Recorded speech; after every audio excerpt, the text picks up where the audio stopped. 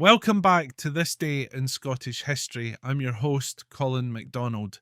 Today we delve into a pivotal moment in Scotland's journey toward political reform. On December 11, 1792, the first National Convention of the Scottish Friends of the People convened in Edinburgh. This was a radical gathering, fueled by the Enlightenment ideals of liberty and equality, with the goal of demanding parliamentary reform and extending voting rights. To understand the significance of this event, we need to look at the context of the late 18th century. Britain, including Scotland, was a nation undergoing tremendous social and economic change.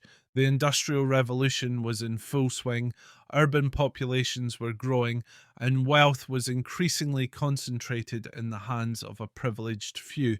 Yet political power remained in the grasp of an aristocratic elite, with parliamentary representation restricted to landowners.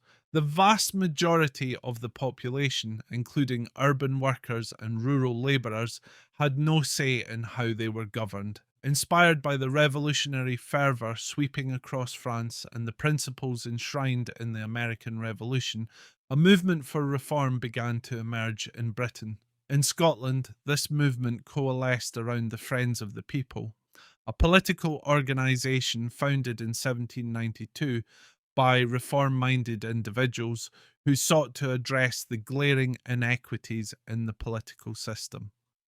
The first National Convention in Edinburgh was a bold and unprecedented step.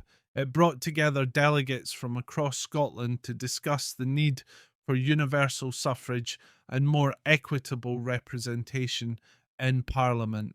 The language of the convention was radical for its time, openly calling for reforms that would shift power away from the elite and toward the common people.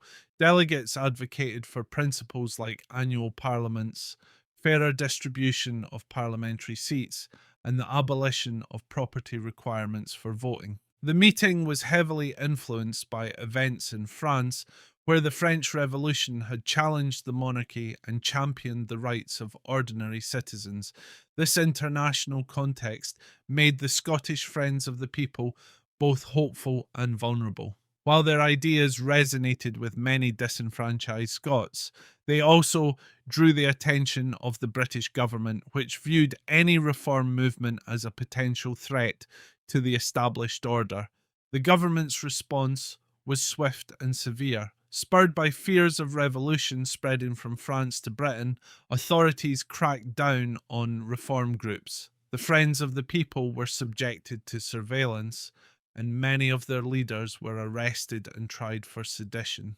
In 1793, several prominent members, including the fiery orator Thomas Muir of Hunters Hill, were convicted and sentenced to transportation to Australia. These harsh punishments served as a chilling warning to others who might be tempted to challenge the status quo. Despite the repression, the National Convention and the broader efforts of the Friends of the People left a lasting legacy. They helped to ignite a public conversation about representation and rights, laying the groundwork for the eventual reform movements of the 19th century. The Reform Acts of 1832, 1867 and beyond gradually expanded the electorate, vindicating, albeit slowly, the ideals for which the Friends of the People had fought. The first National Convention in Edinburgh on December 11th, 1792 was more than just a meeting.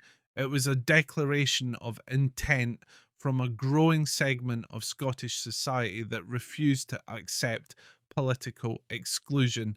Their vision of a more democratic system resonates even today as we reflect on the ongoing journey toward equality and representation. Thank you for joining us on this journey through Scotland's rich and complex history. Be sure to tune in tomorrow for another episode of This Day in Scottish History. I'm Colin MacDonald, and as always, haste ye back.